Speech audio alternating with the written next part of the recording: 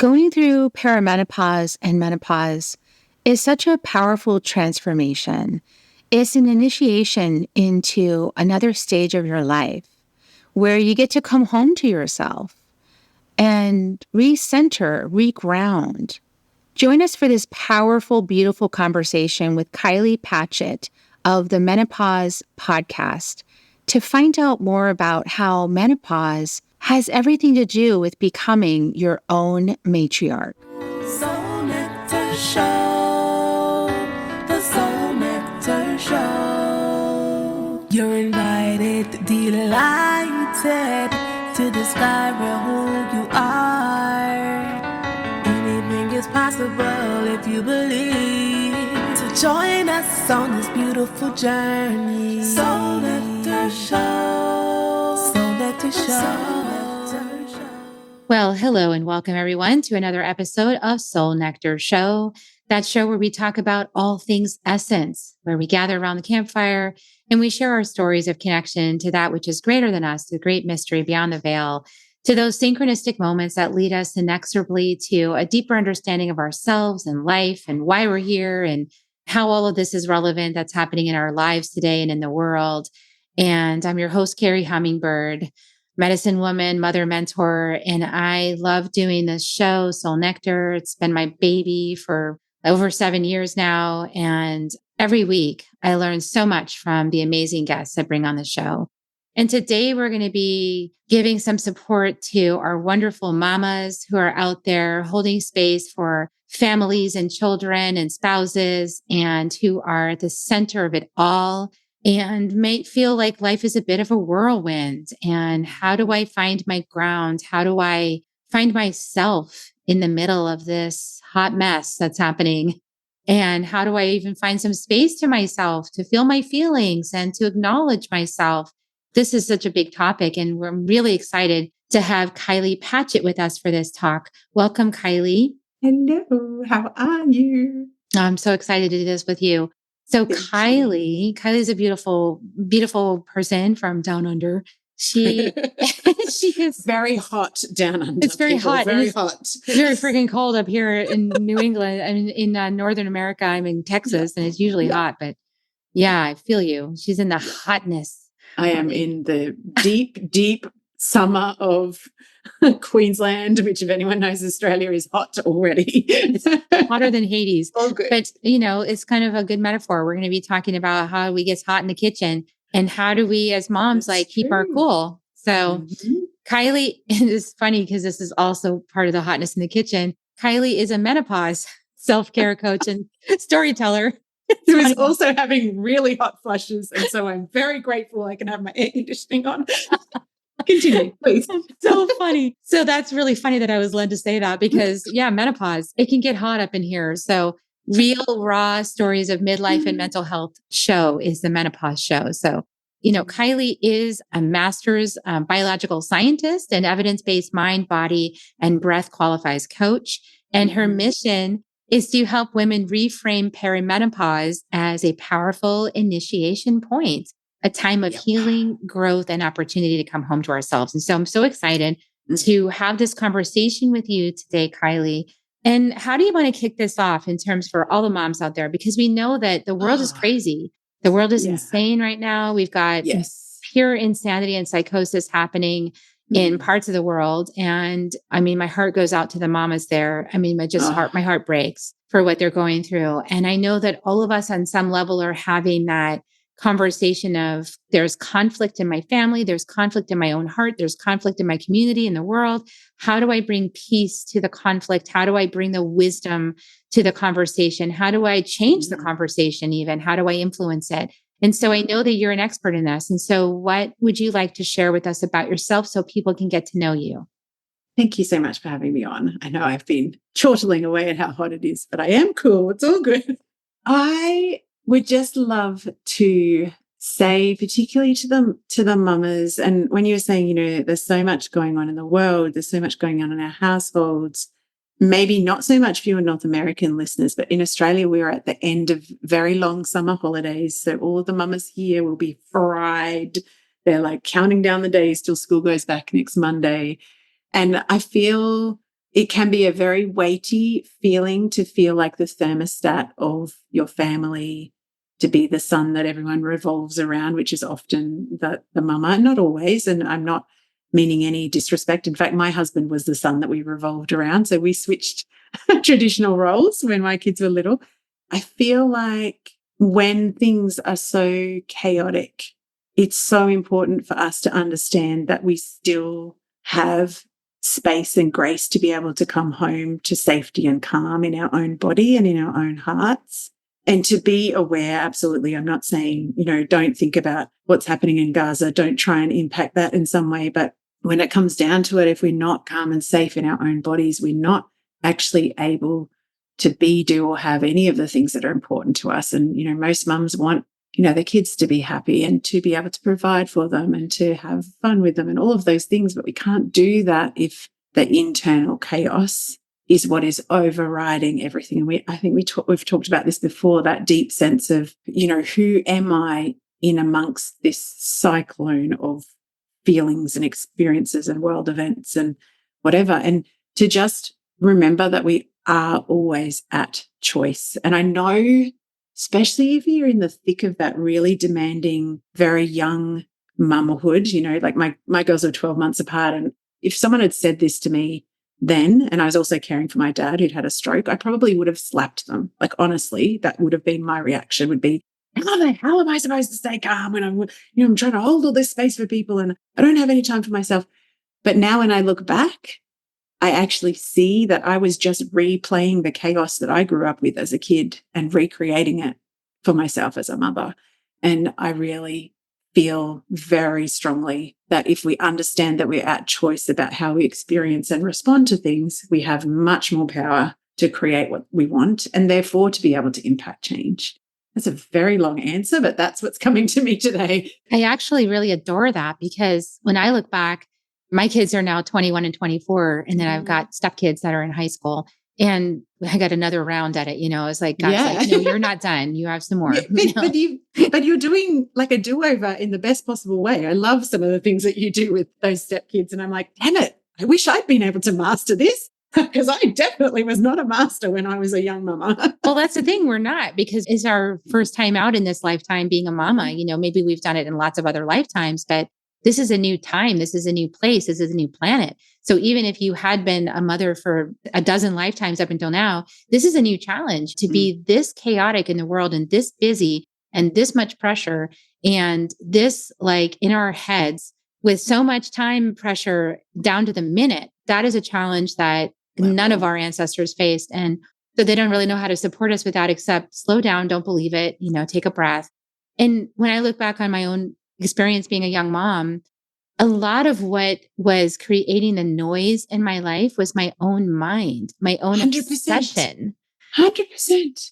The black and white thinking of how to be a good mother. And I would just like to also reflect, like my girls now are 18 and 19. My younger daughter, she wants 5 children. Like she just loves kids. And I see the people around me having children now. So like nieces and nephews and like people like that are sort of the next generation below me. And I think they've got the internal noise, all the conditioned beliefs about how to be a good woman and a good mother and a good blah-de-blah, all that noise.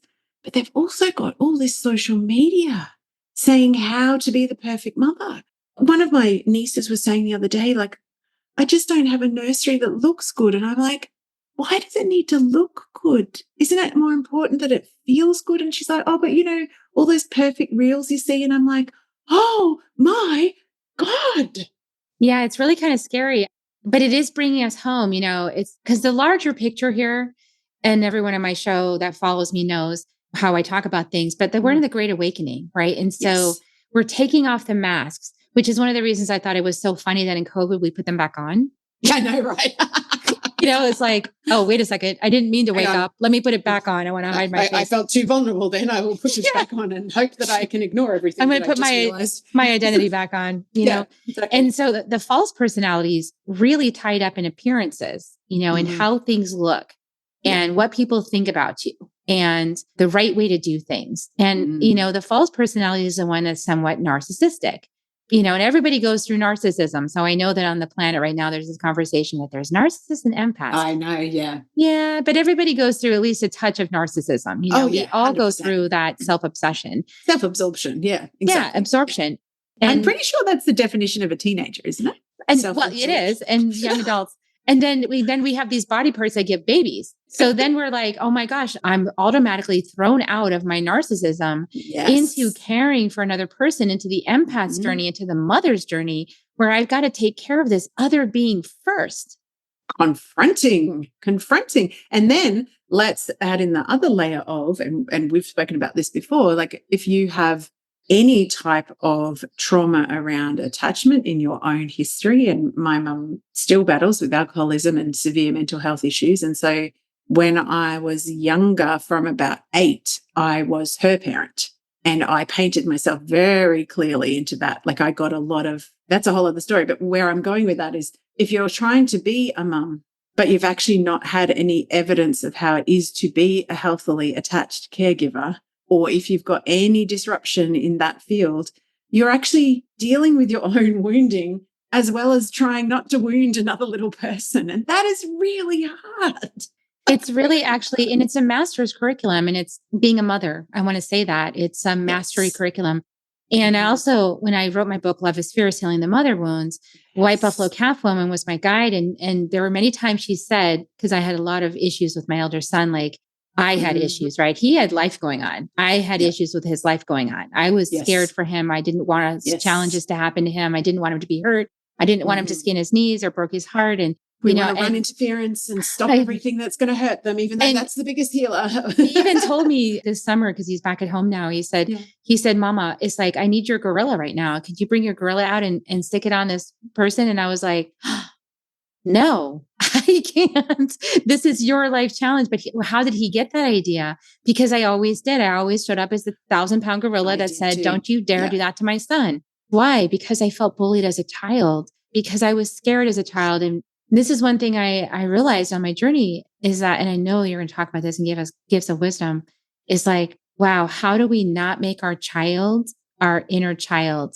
How do we not project all of our inner child stuff onto our kids and then like seek about to heal our inner child through our children? It's very, very difficult, very difficult. And I feel like a part of me, and this is the part of me with that really strong, grounded belief that before we're here in this physical form, we're somewhere up in the stars. I don't know.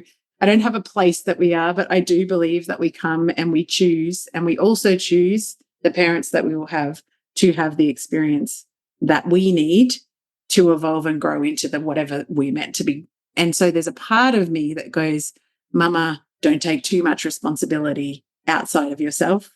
This is all part of this grand unfolding. And I certainly can look back at that because I feel like, as you said, like if you've ever been under-mothered, the tendency is either to repeat the same thing or over-mother. And I chose the over-mothering as well. And I had this really confronting experience when my eldest daughter was about 15 to 16. She was experiencing really severe anxiety, and down the track was diagnosed with ADHD. So now I kind of look back and go, okay, maybe there was other things going on. But anyway, at the time, really high anxiety. And so I just kept on putting myself between her and the world all the time. And one night she used to have very, very high emotion. And like I have run behind her for kilometers at a time because she's just needed to move, like all of those types of things, like super codependent style parenting, because that's all I knew. I don't know. I look back and go, how could you not see it? But when you're in it, it's very hard sometimes to see it. But one night when I was running behind her, and I'm going to paint the picture, I am the body of a sprinter. I can go very, very fast for a very short amount of time. She is the body of a gazelle. So she can go very, very long forever and ever and ever and ever. So I'm behind me and I'm like, Abby, I just want to calm down. You know, just calm down. Let me talk to you. And she turns around and she goes, I don't need you to show me that I can't deal with this myself. Oh. Boundary, big boundary. Oh, I was like, oh my God, by trying to help her and overprotect, what I'm actually showing her is I don't trust her. Yeah, I had the same lesson. It was heartbreaking when I realized that all of my focus so on the challenges as if they were problems was like giving him the idea that it wasn't okay for him to experiment or try things or fail or make mistakes or scrape up his knees, and that I thought he was not going to be able to handle it, and that I needed to do it for him. Yeah, very confronting. And I still feel that in my body because I remember feeling so ill-equipped to deal with what was in front of me. I'm like, I don't understand. My mother's mental health issues were always depression. If she had depression, I kind of would have known, not healthily by any stretch of the imagination, but I kind of knew how to deal with that box. But this anxiety box where things were, very heightened and very scattered and very big and very disproportionate, I couldn't make sense of it because I hadn't experienced it myself, but I also hadn't dealt with anyone with it. But I didn't realize that what I was telling her was I didn't trust her, that she was always going to need this big mama bear next to her.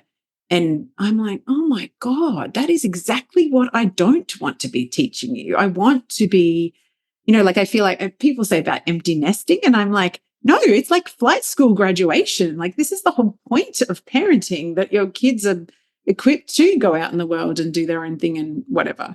But yeah, I look back at those times and I think, wow, the version of me was still so stuck in my inner child. I couldn't even see her. It was like my authentic self wasn't even there experiencing it. So I couldn't respond to her or hold space for her, any of that, without being in my inner child. And I think that was your original question. Sorry, I went off track a bit there, but how do you not make them your inner child? You actually realize that they are completely different people and their job is just to unfold into who they're meant to be. And that is nothing to do with you. And it's not your responsibility to make them a certain way. And I also, one of my pet hates with parents is when someone turns up and goes, oh, what do your children do? And we have that pissing competition about whether my kid is like a doctor or a lawyer or something. I don't know whether that's in America, but in Australia, that's still a thing. And I'm like, my kids are happy and healthy and they've tried different careers all over the place. I don't know where they'll end up, but I'm really, really proud of them that they're actually being people. They're not actually just fulfilling your expectations of them, which I'm not saying everyone that goes into law or doctoring is like that, but because I'm in a country area, and being in a country area in Australia comes with kind of the territory of being around multiple generation families that have got big farms with, a certain amount of income. And the expectation is that your child will become a pillar of society in one of those traditional $700,000 degree kind of professions. And I'm like, your value system is very different to mine. So I'm not going to go into this pissing competition. I'm sorry if that is an awful word to use, but no, I that's think what it is. It is. And we do have that here. And I face that too, because my eldest son is on a path of mastery. He's on a path of being a healer. And healers go through really different life curriculum than people who are not healers. Healers go through life lessons that are deep and dark and twisted, and they lead you into the dark recesses of your mind so you can face what's there, so that you can gain your confidence from it. And your life doesn't look like normal people's lives. Your life looks like chaos and turbulence and heartbreak and all these things, addictions and facing all the darkness. Yeah. Yep. And then when you get to the bottom of that and you realize that you are love, now you're in a space that you can help everybody else. And so, but you can't help anybody if you don't go to the darkest part of the ocean of yourself. So healers, when they have different life paths than other people, and thank God for them, because otherwise the other people, when they hit their midlife crisis, they wouldn't have any clue what to do. They would have no one to. Zero clue. This is a perfect conversation for us to have too, because the other side of my business is storytelling, and I work exclusively with healers and helpers. And what healers and helpers often forget to harness in their copy and their content and the way that they kind of approach the marketplace as an entrepreneur is that they're not sharing their stories that give them the wisdom to do the work that they do. And so I talk about the golden thread that runs through your life. And that's exactly what you're talking about. The golden thread will often deliver the precise challenge and therefore growth opportunity to learn a next level of mastery, to evolve into the person that can actually hold space for other people in the healing journey. And that is the perfect example. And I'm just like, not everyone is meant to be a certain way in the world, and understanding as a parent that your kid, it's not your responsibility, and it is also not a status symbol what your kid does or does not end up doing. So that's the first thing that I would say is like, your kid is a separate soul here to express something that may or may not be according to your agenda. And probably won't be. No, probably won't And be. even if it is, they will say it's their idea and not yours. 100%. 100%. And as it should be, because would we have wanted to be told that we were here for someone else's agenda? I would have gone, stop you. Exactly. I'm here doing my own thing. That's why, these structures that are built here are they're based on the narcissism model, right? And everybody trying to look good according to the outside, which social media totally feeds. I remember partway through my awakening began when I realized I needed to leave my marriage, right? I was like, oh, I need to leave their father. Okay, this isn't working. I can't grow here. I'm being stifled. I need to go, and so we're incompatible now, because I woke up to my power and I need to explore it. And so as I took that journey, it was really hard for, the kids and for our family. Yeah. But I started confronting all these things, and my kids were a really good hallmark of that, because I used to want to take the perfect family pictures to show how happy we were. And I wanted to have like the smiling faces and everything. And my kids at one point they would just sit in front of the camera and just with this stone face. Mm-hmm. Or my younger son would go, it's just like, nope, not going to do it. I don't really care. No, I'm not really playing your game. Don't post it to social media because I don't want my picture on social media, and screw you. And so I was like feeling like I'm not getting my picture perfect family. I have this weird odd duck family that's not doing all the things you're supposed to do. And I had to face all of my attachments to like the pretty picture. That's how what it means about you, because that's really what you're saying. If I don't have the pretty picture, I have somehow failed at this perfect mothering, perfect family, perfect parenting thing that I'm meant to be able to do. And it's like, there is no such thing for starters. So you're aiming for impossible. So we need to stop making things mean so much about us as a person and sourcing our worth from what our kids do, what our family does, like all of that stuff. Because it's like, who are you underneath all of that? And that's the other thing. You cannot help but imprint all over the top of your kid if you are not aware of where you are playing out old, unhelpful conditioning, beliefs, patterns, etc. And I wouldn't choose to go backwards and give myself advice. But if I had to, that's what I would do. I would say, you focus on healing yourself. I would go back to myself with my second child, with the photographer that was taking pictures of us and the beautiful pictures. And I would say, sweetie, enjoy this, because this is the last moment of this you're going to get. Because the way you want it to look, this is it. This is your moment. And from here on out, let him be who he is, and just enjoy the ride, like enjoy the discovery. And this is why, and I want you to speak about this. I really like for you to speak about this, is that I really have noticed that when I was a disempowered mother, how much more drama and chaos there was in my family than when I became a strong, self-assured, confident mother that was able to stay in my own space while holding space. Can you speak a little bit about that? Oh my God, yes. I think actually when you were on my podcast, we talked about the idea that, we're talking about more of the grandmother weaving the web, but if you imagine that the mother is like the spider in the middle of that web of your family and your community, like wherever your connections are, wherever your value system connects you to, imagining that you can be inside your internal, like coming home to yourself in your authentic self, what your needs and desires and wants are, without passive aggressive bullshit on the top, without the conditioning, without all of that. When you can sit in that space, you can do what a spider does and use that one strand of the web as the sensing thing. And I don't know if this is video, but I'm like literally just touching an imaginary web with a finger. You don't have to get up in everybody's business or overreact or create drama to fulfill the need to kind of control everything in the environment. You can just be like the spider and be gently just sensing in. Yeah, everyone feels good. Not from the point of view of it's my responsibility to fix it if they're not, but from an awareness perspective and being in that quiet power. And that comes from meeting your own needs. So not following that model of motherhood.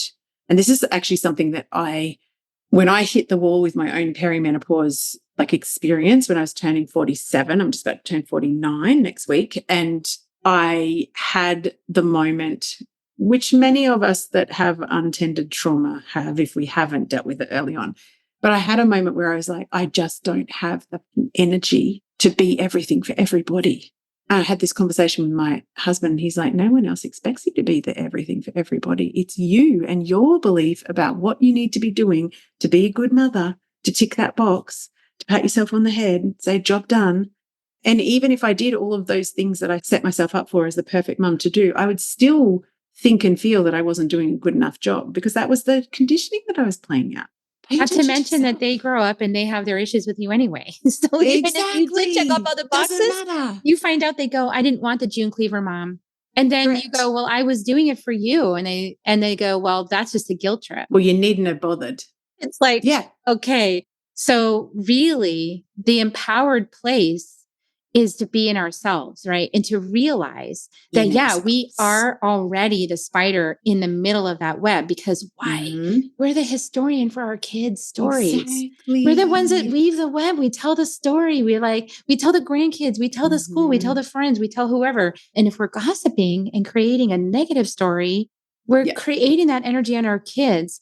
And we're doing it out of fear, right? Like there were many times when I was first starting where I would be so afraid about what was going on for my son because he was going through all these initiations. And I didn't know at the time because I had my initiations later that that's what he was going through. And he started early. He started pretty much as soon as he got born. So I didn't know that that's what was going on, but I was so concerned. I was like, oh my gosh, he's so why does this keep happening to us? He's not like the other kids and and all this kind of stuff.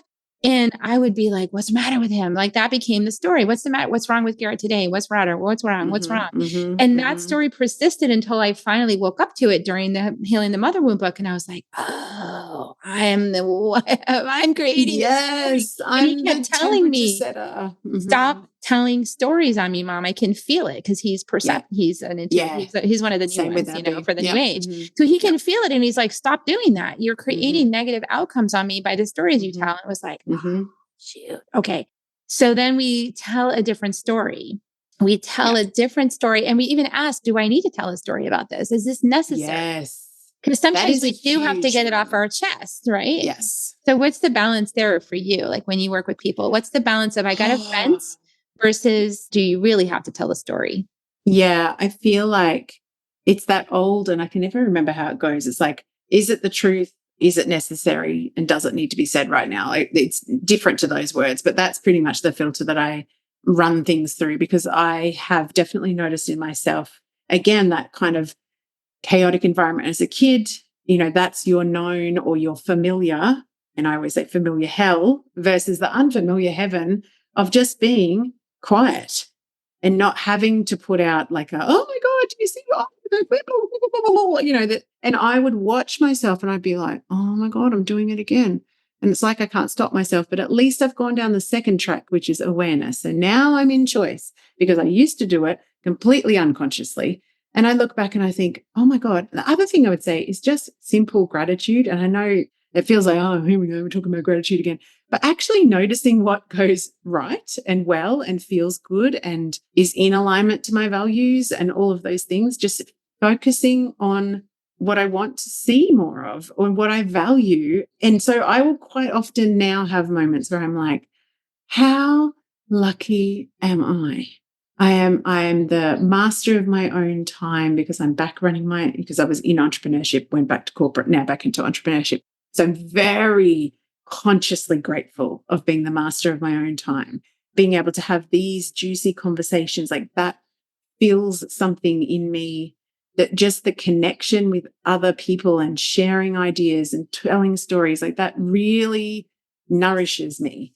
The simplicity of like, I've just learned how to make rye sourdough. Like I never thought that I would be a bread making mom, but I'm not making it for anyone but myself. But I love the process of learning how to do that. And we live in the country, but we're still kind of inside of a township, but we've got a second property at the back of our property that's got the house on it. So I'm like, oh, I'm going to dive into learning much more about how to grow we're as organic as we can be already, but I really want to, and I'm just like, how lucky I am to have land, to be able to learn, to grow more of my own food, like all of that just appreciation But what I used to see was just the one time that didn't work out, or the one thing that my kid said that felt a bit spiky to me or whatever.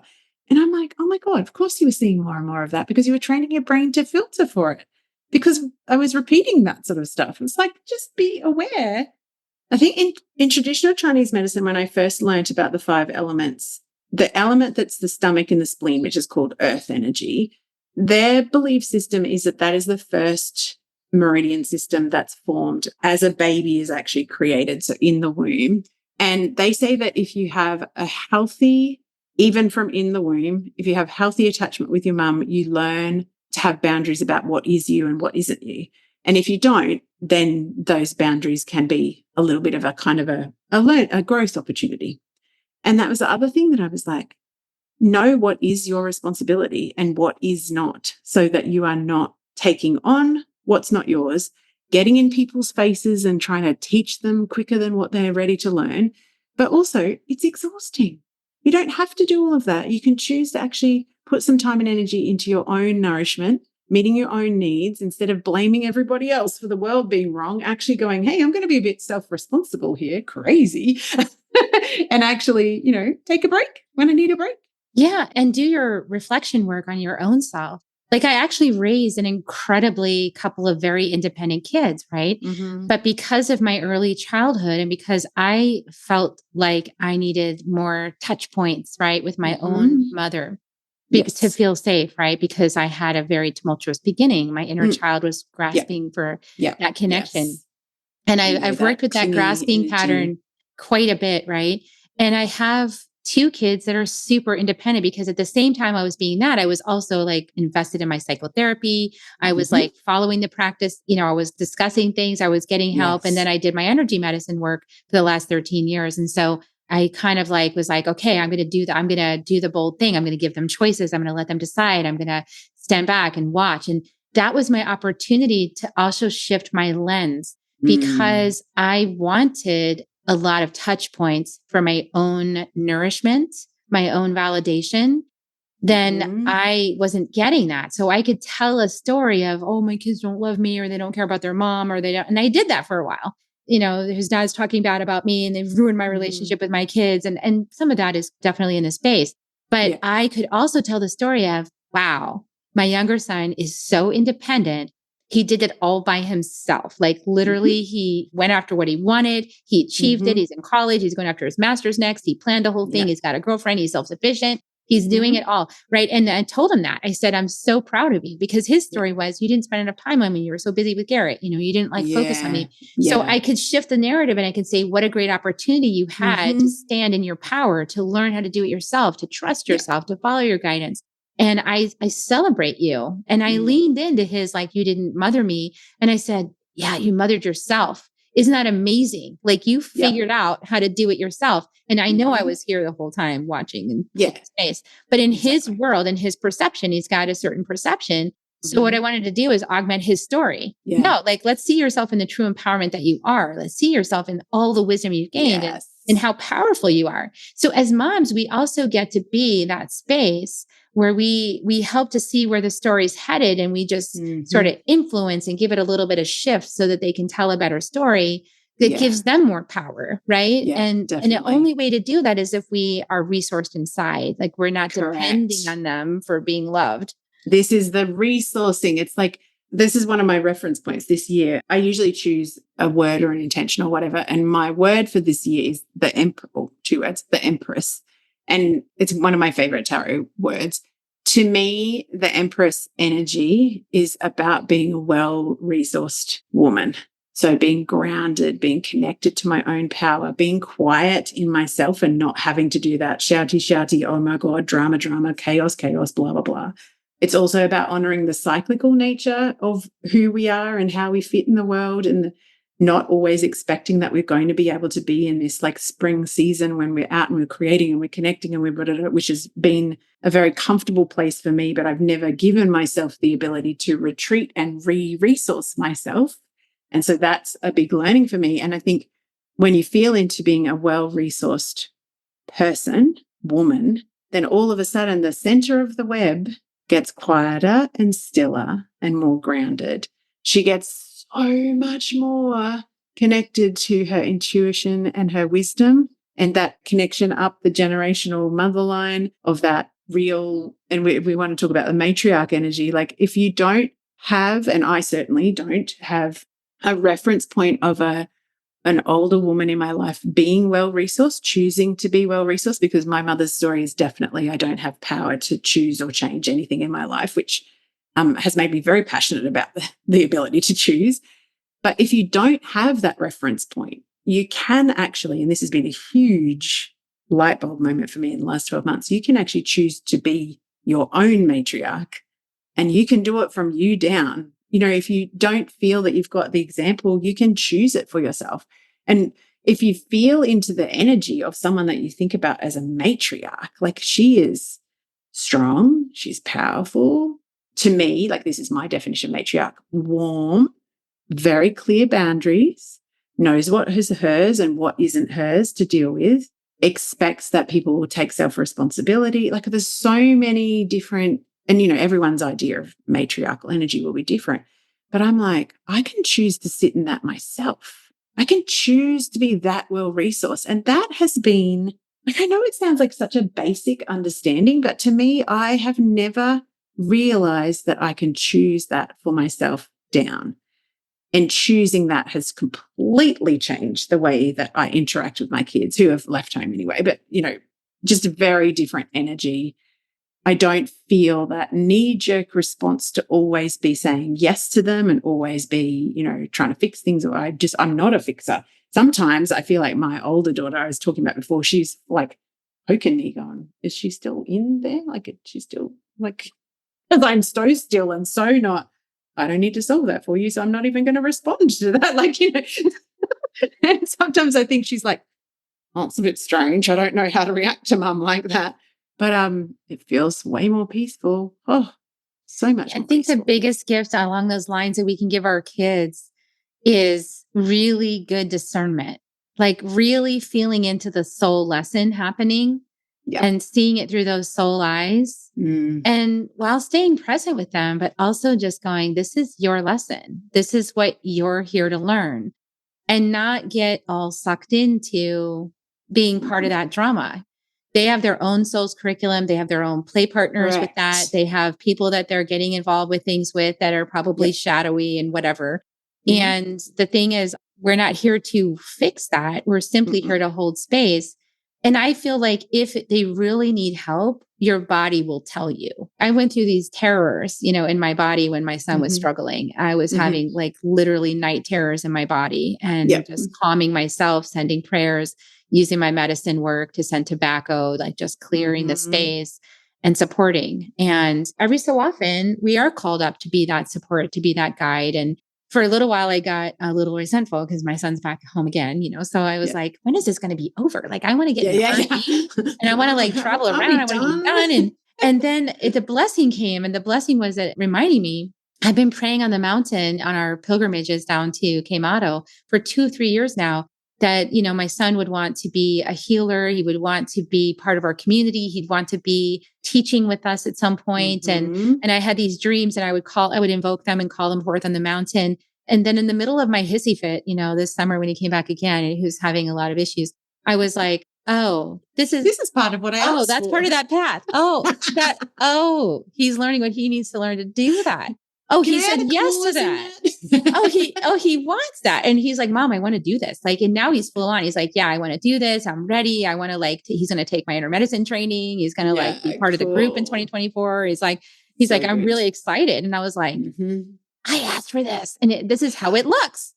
So, you know, and people have to decide, you know, and it's so funny that I'm about to get what I want. And I was like, you know, because the story that you're making it mean is this comes with more responsibility and more, but it doesn't have to be that. Doesn't have to. That's the thing. It can just be like, oh, you're on your own path.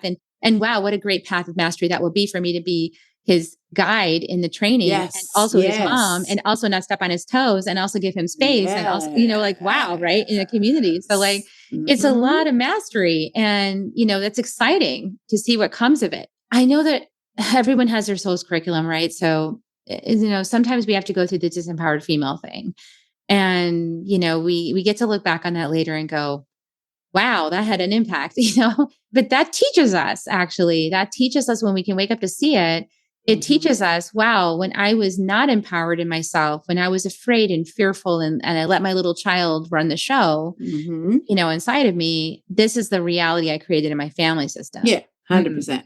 And it gives us good contrast. It's like, oh, okay, that doesn't feel good. Now I want to create something else. And so there's no like judgment on it. It's just like, it's like a scientist. It's like, oh, when I was like this and I was participating as a victim, this is what happened. And this is what I created. And everybody became a perpetrator, including my own son. Yes. Do I want that? I don't think so. So as I become sovereign, I get a different set of circumstances and I go, oh, it feels really good to see him testing my boundaries and saying no and asserting his power and following his path and then coming back to ask for guidance because, okay, I'm ready to listen to you now. Yeah, this is the dance. And you wouldn't have been able to do that if you weren't in the stillness of that well-resourced, grounded. If you didn't do your shadow work, right? Yeah. I really love internal family systems as a model to help people kind of understand the parts of themselves. And I always come back to that idea in internal family systems that a family system needs to be in balance. If you can look at it from like you said, a soul's path perspective, you will often see there's a parent and I'll just give an example that's extreme, but for example, one very dominant parent, a very submissive or passive aggressive partner, one kid that's like more outgoing or more pushing the boundaries and the other one that's a people pleaser. The system has to be in balance. And we need to understand as mothers that when we change the energy in which we go into the family system, by definition, everyone else has to figure out how they're going to deal with that energy shift because it gives them an invitation to be like, oh, okay, I'm usually the kid that plays up and gets mum's drama attention. And now mum's not giving me that drama attention. So there's no quid pro quo or energy that I get from her reacting. So yeah, okay, do I want to continue playing the role of the kid that's always the problem child or the rebel or whatever, those awful labels, or what space do I want to be in this family system? And if you have, and I've noticed this with my husband, he sometimes will go down the track of responding to our kids in the roles that we used to be in when they were younger. And I'm like, it just doesn't cut it anymore. You can't be the authoritarian because we have raised children who are status quo challengers. They're not going to take anyone's word for anything. They're independent thinkers. And if they don't agree with you, they're going to go, no, Dad, I don't think that is actually what I want to do. And if you're in your authoritarian old, from his childhood, kind of conditioned, this is how we discipline type of thing, you ain't going to get what you want. So don't be surprised, And I love that. And also what I really think is interesting, has been interesting in my experience is when there's this separation, right? The divorce. Yes. And then one parent goes and finds somebody else to recreate the paradigm. Yes. And then the other parent moves forward in her life and creates something completely different that's way more empowered. It creates a really interesting clarity. Yes. That sometimes is hard to accept. Contrast is a great tool for learning what you do and don't want. It's a really good, interesting thing. Yeah. And then you get to be in acceptance of all of it.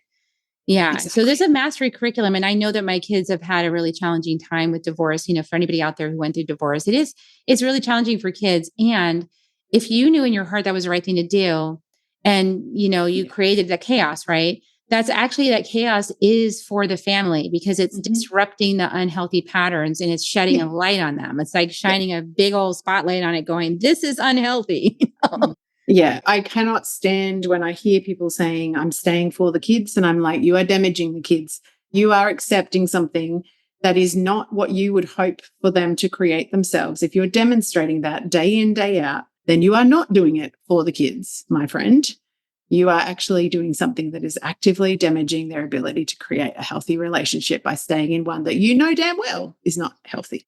Even 6 months in a healthy dynamic at the end of their high school years is better than staying in a model that doesn't work. 100%. And it also teaches them that when they have made a decision in life that they later, through their own evolution, look back at and go, okay, I don't actually want to stand by that decision, that it's okay, that we change, that we need different things, we learn different things. And by trying to stay stuck in the same thing because you think that's the right thing to do. All you're doing is stealing all the chances for evolution and growth and opportunities to actually get to know who you could be when you make decisions from your authentic self. So yeah, I feel like I went through a divorce as a kid as well, but I still would say I would much prefer to have had one safe, balanced household at my dad's versus no safe, balanced households. So I just don't believe that it's ever the wrong thing to do if it's the right thing for you, because you're being called to. You're the center of the web, so you're called to change the web. And sometimes we're called up to do that.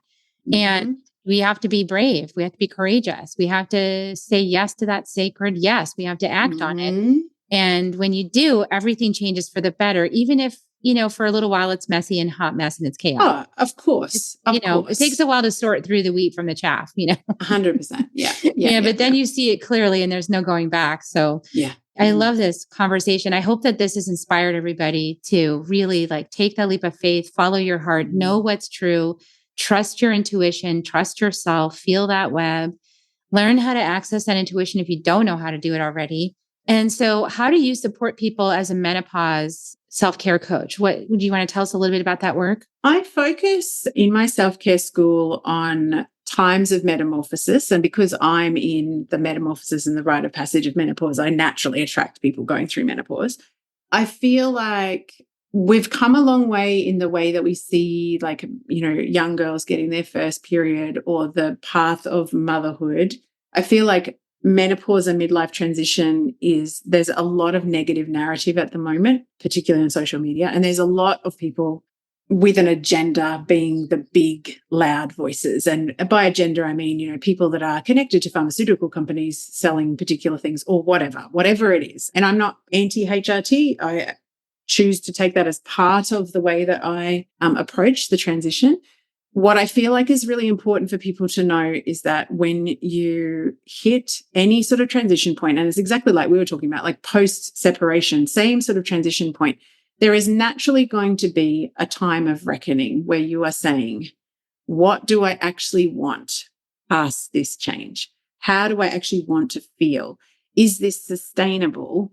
And I feel like the good girls and the people pleasers and the conditioned, the versions of ourselves that we can definitely fall into, like the disempowered woman, if we were to try and go through this change as the disempowered woman, we are at a huge risk of finding ourselves in our postmenopausal years, which is now 40% of our lifetime on average, the latest statistics that's come out, well, at least in Australia.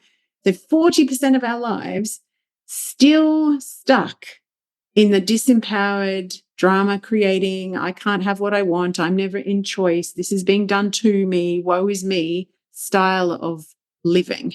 I, for one, am not down with that. That is absolutely not my story. And I feel like when we go through transition points, and particularly when menopause for a lot of us can come with less stress tolerance, less ability to juggle all the balls. And for me, one part of my experience was realizing I just didn't have the freaking energy to be all up in everybody's grill, trying to overprotect and overmother them. And that was an absolute blessing because it forced me to look at my past patterns of behavior and it forced me to change. And so I feel like if we allow it to be, perimenopause can be this really good initiation point. And it is actually in Chinese medicine, if you come back to the 5 elements, it's autumn. It's the time of dropping leaves. It's the time of starting to go a bit inward. It's also about gathering harvest. So what are all the lessons that I've learned? What do I want to take through to my wise woman years rather than being, more in the maiden and the active, mating, creating sort of stage of life where we're very outward, really feeling into what have I learned? What is my purpose? And what do I want to actually, or how do I want to interact with the world moving forward? But there's also a natural stripping away of things. And if we understand that our cyclical nature is calling for us to do that, and if we think perimenopause and the transition, which can be 7 to 10 years, we're not talking about, a year. And I don't think most women understand that. But from our mid-30s onwards, we can start to develop, all the different changes. And that's mental, physical, emotional, and spiritual. So this very natural, who the F am I?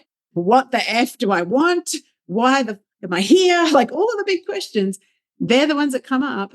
And when we're having this transition point, if we understand it's autumn and then menopause, which is medically diagnosed when you haven't had a bleed for 12 months, it's literally a day in time, menopause. But then in postmenopause, we enter into a second spring, and the spring is amazing. It's full of opportunities. It's about, what do I want to grow in this cycle, and where are my buds? And now that we're not actively mothering little babies, maybe, and this, because we've pushed back our average age of having babies, sometimes, unfortunately, the young kids and the perimenopause collide, which is crazy for some people. It's very difficult to be a well-resourced woman in menopause and also be mothering little people. But when we actually understand that, it's an exciting initiation point. It also very naturally will be a time when anything untended in terms of trauma, old patterns, old conditioning will come to the surface. And when I say that, I'm actually working with a midlife psychologist at the moment, creating some education around this. There is a very natural process where when we have less stress resilience, quite often pushed outside our window of tolerance, if we talk about kind of polyvagal theory, and then we actually are forced to realize all the stuff that we are doing often to ourselves, like we've talked about, and actually be like, okay, it's here and it's here to be healed. So when I talk about self-care school, what people think that they need self-care wise is that they need to, learn some stress reduction or whatever. What they actually need is to clear out all the old shit that they've got in their conditioned system and help to have their body and their nervous system to feel safe again, which often is not the case with trauma. And then on top of that, learn some mind and body and breath tools so that they can do those little self-care snacky things during the day that keep them on an even keel, but definitely doing the self-inquiry. It's like, if you haven't healed yet, guess what? Perimenopause is going to serve it all up to you, baby. On one big silver platter. So Yes. You get to heal, baby. Yeah. Yeah. And that's beautiful. Well, so I encourage everyone to go to your podcast. I'll put a link in the show notes below to my episode on your podcast. Yes, thank you. And to your website and everything like that. Thank you so much for coming on this show. I really enjoyed this conversation. My desire is that it served everybody listening and that you got something you can take away right away from this. And just so excited to have this conversation and hopefully many more with you, Kylie. Yes, such a blessing. Yes. Loved it. Thank you so much for having me. Yeah, thanks for coming on. And we're going to give kisses now. So would you like to help me give everyone kisses? Because kisses are like the icing on the cake. Okay, here we go, you guys. Here come the energetic kisses. I feel like I could put my arms around the whole world. We love you. Hug. We love you. You can do it. We got you. All right, you guys. Have a great week and see you next time on Soul Nectar Show. Bye for now. Bye-bye. If you found even one gold nugget in this episode of Soul Nectar Show, will you do us a favor? Will you subscribe, like, and share this episode? Maybe even write a comment and let us know what you thought about it. We really, really want to engage with you at a much deeper level. Let's be part of community together. Have a great week, everyone. Bye for now. To dive in deeper to nourishing conversation, visit soulnectar.show. Soul Nectar Show. Awaken, awake, show. Take a sip from the drip of nectar, from the source of who you are. Yeah.